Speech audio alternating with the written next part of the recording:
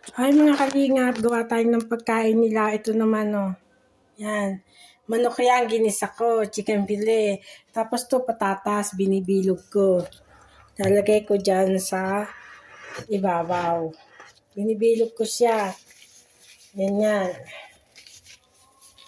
Bago lalagay sa oven.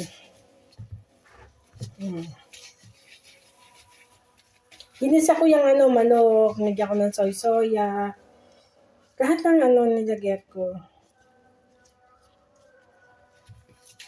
Tapos, pagkatapos niyan, lalagyan ko siya ng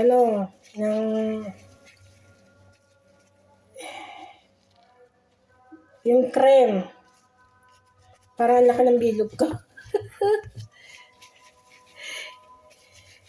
Para laki nga ng bilog ko. Ayaw ko malaki yan. Malaki maliit. Patatas yan, nilagyan. Yung patatas, giniling ko. Giniling ko yung patatas. Yan.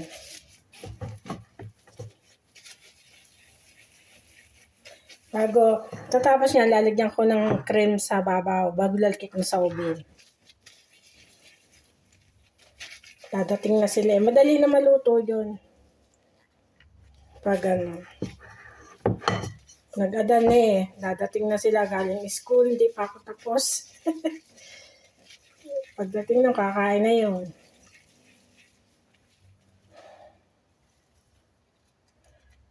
Parang ang lalaki ng aking bilog.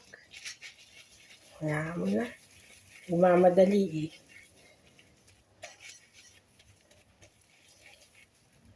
Nagmamadali. Kasi darating na sila.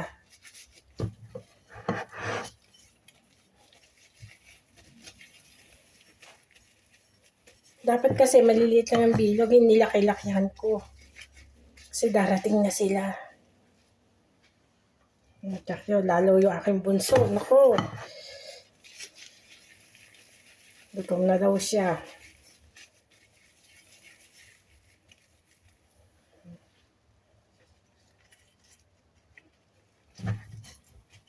Masarap to.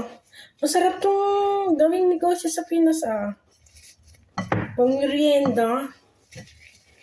Sarap kaya ito.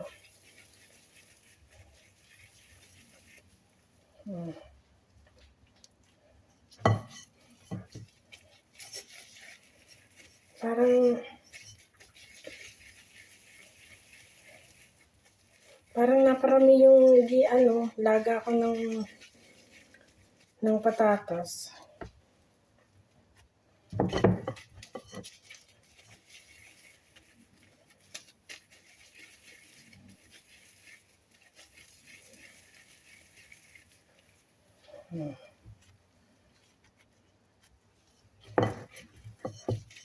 Naparami nga yung patatas.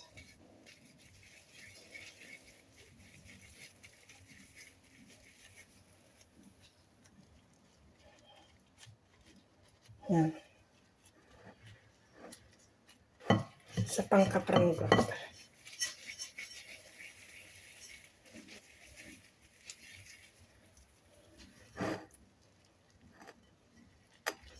Yan, mga kalingap. Chup. Tingnan nyo, ang gawa ko. Lalagyan ko yan ng cream.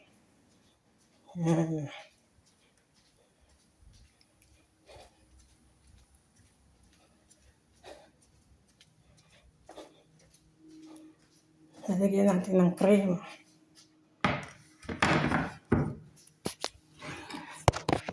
Naglalagay natin sa oven.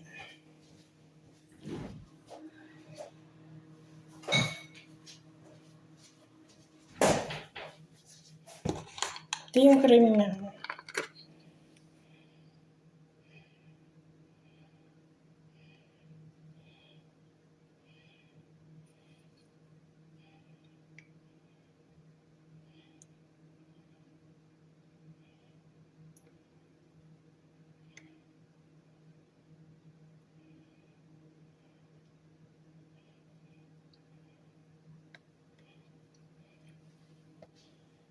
Yan.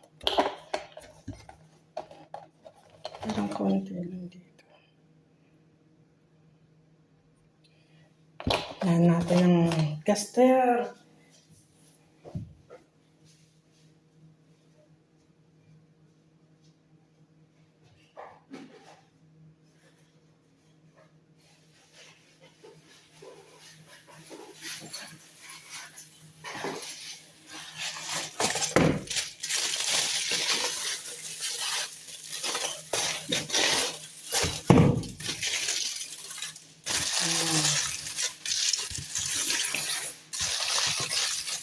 Yan sa oven.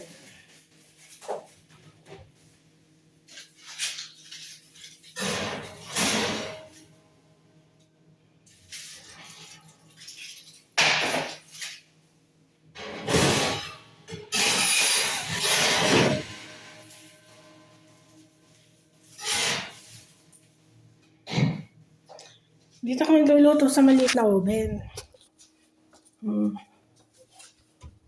Yan. Lahat.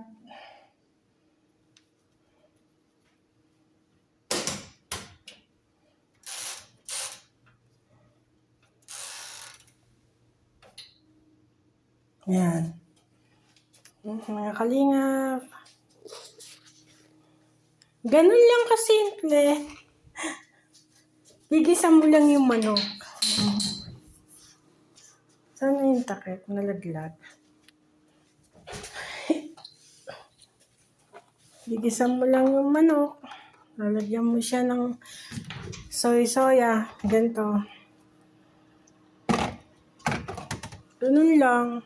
Tapos, magpapalambot ka ng patatas. Pag malambot na, didikdikin mo. Lagyan mo na asin. Saka pamintang durog. Bago yun, aanihin mo na, bibilugin mo. Mga kalingap. Gugas naman ako ng pinggan na pinagkalatan. May natira pang kaunti. Kaunti lang. Kasi ang dami na nun eh. Tama lang din siguro yung aking nilagang patatas.